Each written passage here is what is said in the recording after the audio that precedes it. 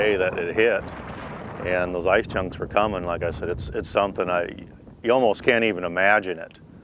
You know, the devastation and what was coming down the river channel. It was just unbelievable, the amount of ice. But I remember that phone call. They called me and told me that, you know, the initial call was that there was a lot of concern around the Spencer Dam, what was occurring up there. And then I'd just gotten home and I got the phone call and they said the dam broke and it's like unbelievable what just happened.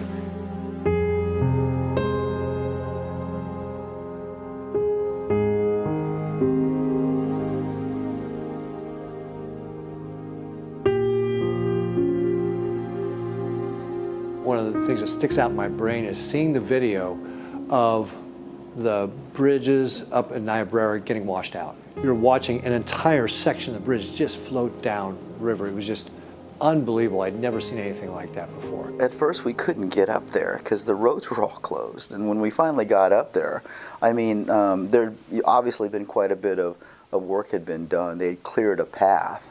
And the first thing I remember was kind of like a maze, you know, that you had to go through along the road because there was all this debris and ice, these giant ice chunks.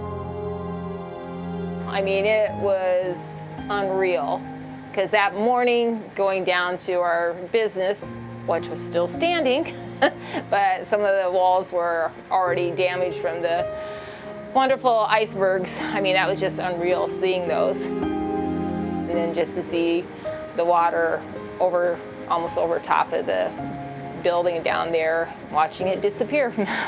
So then we went to the Chief Standing Bear Bridge lookout, and you could see some stuff coming down the river, and it was just like, what do we got left? Because, you know, we thought, did we lose everything down there? And they were just trying to gather up as much as they could, clean up as much as they could, and see what they could continue to salvage.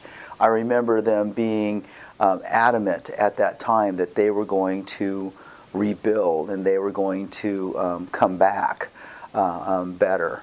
And it always amazed me how even in this kind of loss and this kind of devastation, they were still upbeat.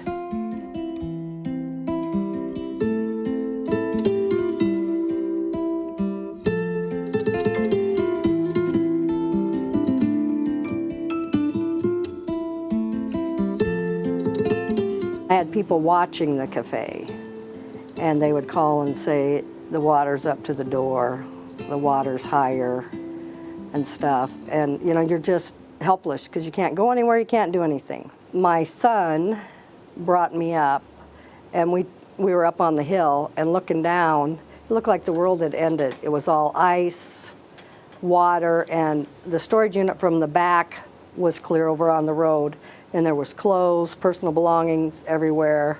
It just looked like the world was going to end. When we finally got in here, I mean, it was stuff everywhere, upside down, crushed, and it was devastating. My son, Nathan, he says, Mom, we can do this. And I still was like, I don't think so. This is just too much to do.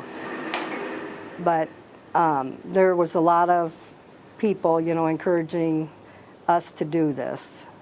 And it's not that you don't want to do it, but you don't know where to begin because it is so devastating. And you got to realize this whole place was full of ice. Just over 3 months.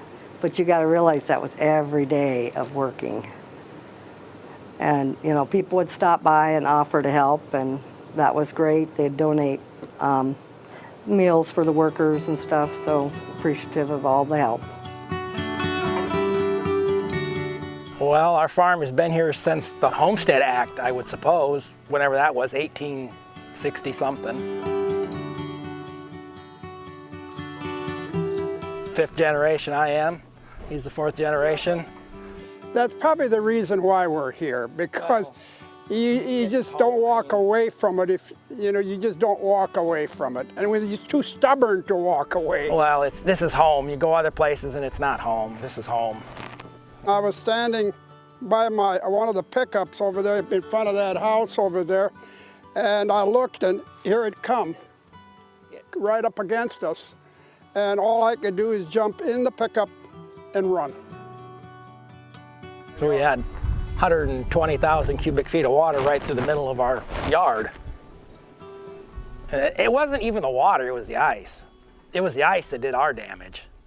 You know, ice chunks the size of semis. In the afternoon, we come walking in here, and there was a Caterpillar ahead of us just pushing stuff out of the way so we could walk in here. And you walk in here in disbelief, your buildings are gone. Yeah, buildings are gone, and you have ice piles the size of, you know, a tree. We had only what we had on for clothes. That's all we had. We just basically started all over again. We had to start all over again.